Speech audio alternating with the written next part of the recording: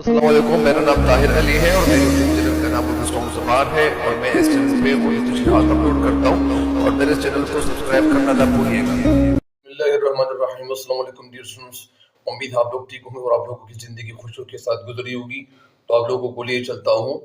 اور نعت کے اشعار کی تشریح کی طرف، اور میرے چینل پہ ہر نئے آنے والے ان کو چاہیے کہ میرے چینل کو سبسکرائب بھی کریں اور بیل آئیکن کا بٹن ضرور دبائیں تاکہ میری ہر ویڈیو آپ کو بر وقت پہنچتی رہے۔ تو لیے چلتا ہوں آپ لوگوں کو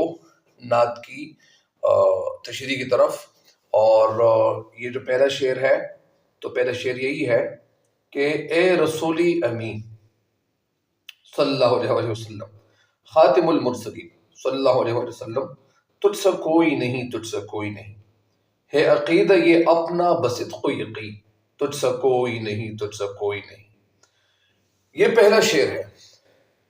اور پہلے شعر سے پہلے ہمیں درود شریف پڑھنا چاہیے۔ اللہم صلی علی محمد وعلی آل محمد کما صلیت علی ابراہیم وعلی آل ابراہیم انک حمید مجید، اللہم بارک علی محمد وعلی آل محمد کما بارکت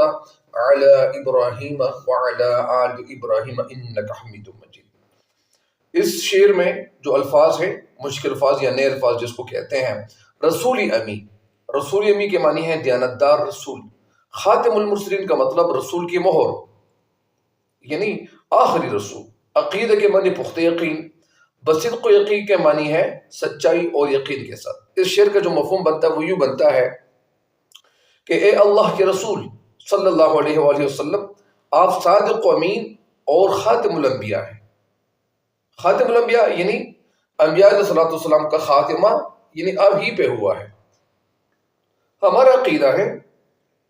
کہ آپ صلی اللہ علیہ وسلم جیسا کوئی نہیں ہے۔ بے شک اس شعر کی تشریح میں سید نفی شاہ اس نظم کے مطلب اس نعت کے شاعر ہیں، اور نعت اس نظم کو کہتے ہیں، یعنی میں سب سے پہلے تھوڑی سی وضاحت کروں کہ نظم کسے کہتے ہیں۔ نظم اسے کہتے ہیں جس میں ایک شاعر ایک موضوع پہ لکھے۔ نظم اسے کہتے ہیں جس میں شاعر ایک موضوع کے حوالے سے لکھے، یا نظم اسے کہتے ہیں جس میں خیال بیان کیا جائے۔ اگر یہ خیال اللہ تعالیٰ کے متعلق ہو تو اسے ہم حمد کہیں گے۔ اگر یہ خیال ہمارے پیارے نبی حضرت محمد مصطفیٰ خاتم الانبیاء صلی اللہ علیہ وسلم کے متعلق ہو تو اسے ہم نعت کہیں گے۔ بہرحال تو سید نفی شاہ حسینی جو شاعر ہے تو وہ مطلب اس شعر میں کہنا یہ چاہتے ہیں، اور وہ اس شعر میں ہمارے پیارے نبی حضرت محمد مصطفیٰ صلی اللہ علیہ وسلم کی مدحت بیان کرتے ہوئے کہتے ہیں، یعنی تعریف بیان کرتے ہوئے کہتے ہیں کہ آپ اللہ کے صادق اور امین رسول ہیں۔ ظاہر ہے کہ جب ہمارے پیارے نبی حضرت محمد مصطفیٰ صلی اللہ علیہ وسلم کی جو زندگی تھی وہ عرب میں گزر رہی تھی، تو یعنی اس وقت ہمارے پیارے نبی حضرت محمد مصطفیٰ صلی اللہ علیہ وسلم صادق اور امین کے لقب سے مشہور تھے، اور یہ کوئی معمولی لقب نہیں ہوتا، یہ کوئی معمولی بات نہیں ہوتی، یہ بہت بڑی بات ہوتی ہے۔ رسول اللہ صلی اللہ علیہ وسلم نبوت سے پہلے بھی سچے اور امانت دار مشہور تھے۔ سچے مطلب یعنی سچا، امانت دار امانت رکھنے والے مشہور تھے، اور قول و فعل یا قول و قرار کو پورا کرنے والے تھے۔ مطلب اگر کوئی بندہ ان کے ساتھ وعدہ کرتے تھے، یا ہمارے پیارے حضرت محمد مصطفیٰ صلی اللہ علیہ وسلم کسی کے ساتھ وعدہ فرماتے تھے تو اس وعدے کو پورا فرماتے تھے۔ لوگ اپنی جو امانت لوگوں کی جو ہوتی تھی وہ ہمارے پیارے نبی حضرت محمد مصطفیٰ صلی اللہ علیہ وسلم کے ساتھ رکھواتے تھے۔ حالانکہ اس وقت مطلب ظاہر ہے کہ اس وقت تو اور لوگ بھی موجود تھے، بہت سارے لوگ موجود تھے، اور وہ حسن اور خوبصورتی کے لحاظ سے یعنی اگرچہ اس وقت مطلب یعنی مشہور لوگ تھے، لیکن جو مرتبہ، جو عظمت، جو بڑائی، جو شہرت اور جو اخلاق ہمارے پیارے نبی حضرت محمد مصطفیٰ صلی اللہ علیہ وسلم کو اللہ تعالیٰ نے دیے تھے، تو وہ اخلاق کسی سے ڈھکے چھپے نہیں تھے۔ اس وجہ سے لوگ آپ صلی اللہ علیہ وسلم کے ساتھ اپنی امانتیں رکھتے تھے، کیونکہ ان کو پتا تھا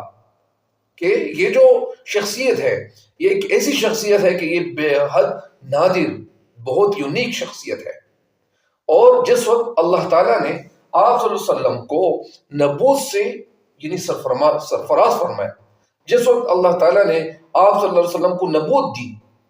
تو آپ صلی اللہ علیہ وسلم نے دیانتداری سے اللہ کا پیغام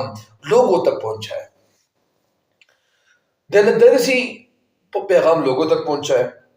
تو ایک بات یہ بھی ہے کہ ہمارے پہ نبی حضرت محمد مصطفیٰ صلی اللہ علیہ وسلم یعنی ان کو جو ڈیوٹی دی گئی تھی تو انہوں نے اس ڈیوٹی کو صحیح طریقے سے انجام دی۔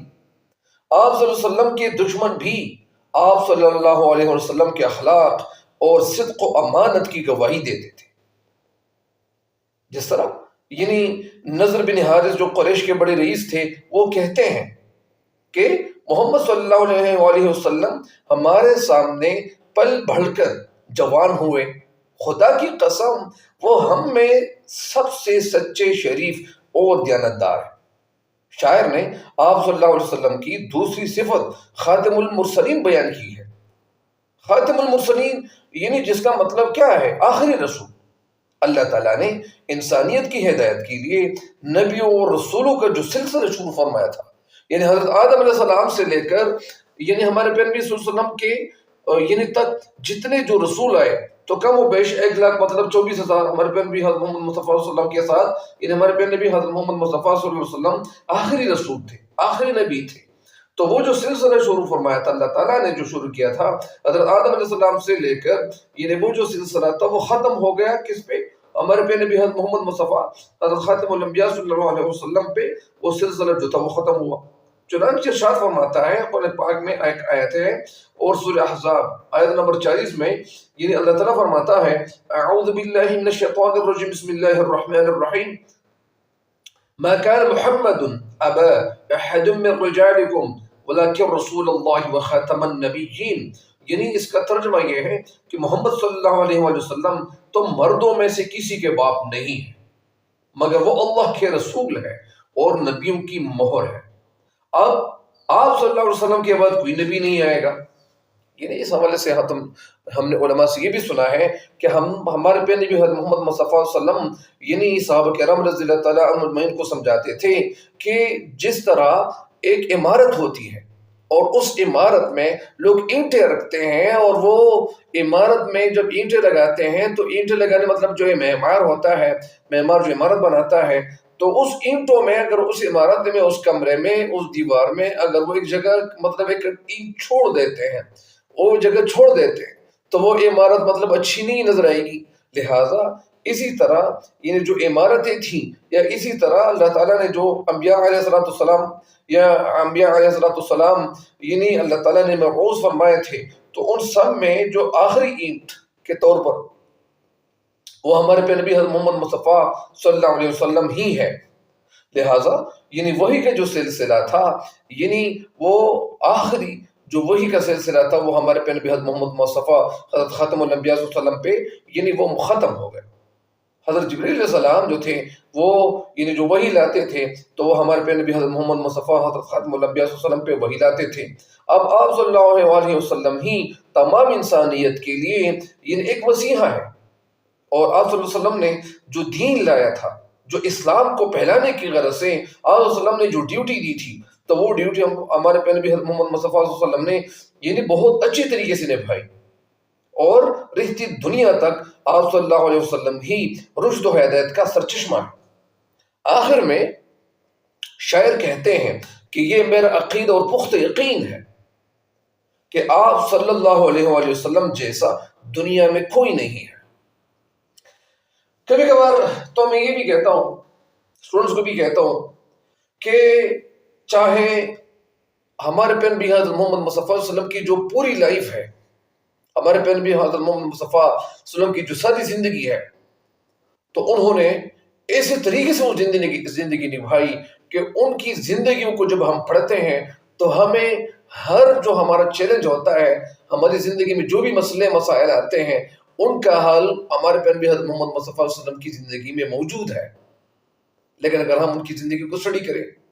اگر وہ ہمارے پہ نبی حضرت محمد مصطفیٰ صلی اللہ علیہ وسلم پہ جب اگر خوشی کا موقع آتا تھا تو ہمارے پہ نبی حضرت محمد مصطفیٰ صلی اللہ علیہ وسلم کیا فرماتے تھے، غمی کا موقع آتا تھا تو پھر ہمارے پہ نبی حضرت محمد مصطفیٰ صلی اللہ علیہ وسلم کیا فرماتے تھے، چاہے جو بھی موقع آتا تھا، جو بھی حالات واقعات سے یعنی ہمارے پہ نبی حضرت محمد خاتم الانبیاء صلی اللہ علیہ وسلم گزر جاتے تھے تو ان حالات کو اگر ہم اسٹڈی کریں،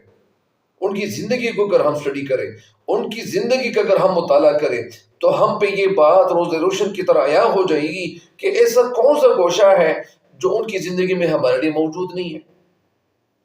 کہنے کا مقصد یہ ہے کہ آپ صلی اللہ علیہ وسلم کی جو زندگی تھی تو ان کی زندگی میں ہمارے لیے 100% سے بھی زیادہ یعنی وہ چیلنجز جن کا اگر ہم سامنا کر رہے ہیں ان کا حل موجود ہے اگر ہم ان کی زندگی کو اسٹڈی کریں۔ آپ صلی اللہ علیہ وسلم دنیا میں جیسا دنیا میں کوئی نہیں ہے، اور آپ صلی اللہ علیہ وسلم بطور انسان، بطور نبی، بطور رسول یعنی ہر لحاظ سے بے مثال ہستی ہے۔ مطلب ایسا یعنی ان کے درمیان ان کے اندر صلی اللہ علیہ وسلم کے اندر کوئی ایسی کمی نہیں تھی۔ اللہ تعالیٰ نے ان کو ایک ایسی شخصیت عطا فرمائی تھی جو ہر لحاظ سے بے مثال تھے، یونیک تھے ہر اعتبار سے۔ اور میں یہاں پہ ایک بات یہ بھی بتاتا چلوں کہ ایک دن میں جو ڈاکٹر اسرار احمد رحمہ اللہ کی ویڈیو میں دیکھ رہا تھا، ان کی بہت ساری ویڈیوز میں مطلب واچ کر چکا ہوں، تو ان کے ایک ویڈیو میں یہ مطلب یہ نہیں سن رہا تھا، اور وہ ویڈیو میں یہ مطلب بیان کر رہے تھے ڈاکٹر اسرار احمد صاحب رحمہ اللہ کہ جب یعنی ایک پیغمبر کا جو درجہ ہے، ایک پیغمبر کی جو حیثیت ہے، ایک پیغمبر کا جو مرتبہ ہے وہ پیغمبر ہی جانے۔ مثلا ایک ٹیچر ہے، ایک ٹیچر کی جو ویلیو ہوتی ہے وہ تو ٹیچر ہی کو پتا ہوتا ہے، پروفیسر کی ویلیو پروفیسر ہی کو پتا ہوتا ہے، ڈاکٹر کی ویلیو ایک ڈاکٹر کو ہی کو پتا ہوتا ہے۔ لیکن یہاں پہ انہوں نے یہ عرض فرمایا، انہوں نے یہ عرض کیا ڈاکٹر احمد رحمہ اللہ نے کہ ہر کسی کو یعنی ہمارے پیغمبر کا جو مرتبہ ہے ان کو سٹڈی کرنا، اگر وہ سٹڈی کریں گے لیکن ان کے مرتبے سے وہ خوبہو آگاہ نہیں ہو سکتے۔ جس طرح ایک صحابی کے درجے سے مطلب ایک پیغمبر کے درجے کو مطلب سامنے رکھتے ہوئے ان کو پتہ ہوتا ہے۔ لہٰذا وہ یہ کہہ رہے تھے ڈاکٹر اسرار احمد رحمہ اللہ کہ مطلب جو ایک مرتبہ کسی کو اللہ تعالیٰ نے دیا ہوا ہوتا ہے تو وہ مرتبہ پیغمبر ہی جائے۔ لہٰذا آپ صلی اللہ علیہ وسلم انسان تو ہیں مگر عظیم الشان ہے، ہر اعتبار سے کامل اکمل مکمل انسان ہے۔ نبی و رسول تو ہیں مگر امام الانبیاء اور خاتم الرسل بھی ہے۔ اسی طرح آپ صلی اللہ علیہ وسلم بشر تو ہیں مگر خیر البشر ہے۔ ایسا کون سا واقعہ ہے جس میں ہمارے لیے کوئی سبق موجود نہ ہو؟ الغرض آپ صلی اللہ علیہ وسلم جیسا کوئی نہیں ہے۔ جس طرح ایک دو شعر ہے میں عرض کرتا چلوں، وہ یہ ہے، شعر مثالوں کے طور پر بھی اسٹوڈنٹس اس کا استعمال کر سکتے ہیں۔ وہ شعر کچھ یوں ہے کہ محمد کا ہمسر جہاں میں نہیں ہے، محمد کا ہمسر جہاں میں نہیں ہے، زمین میں نہیں آسمان میں نہیں ہے، محمد کو جو دی فضیلت خدا نے، محمد کو جو دی فضیلت خدا نے، وہ ہرگز کسی کی جہاں میں نہیں ہے۔ بہرحال امید ہے کہ اس شعر کی تشریح سے آپ استفادہ کریں گے، اس سے آپ فائدہ اٹھائیں گے۔ اگر آپ اس ویڈیو سے فائدہ اٹھا رہے ہیں تو آپ اپنے دوستوں کے ساتھ بھی شیئر کیجئے گا۔ تب تک کے لیے مجھے دیجیے گا اجازت۔ اللہ نگہبان۔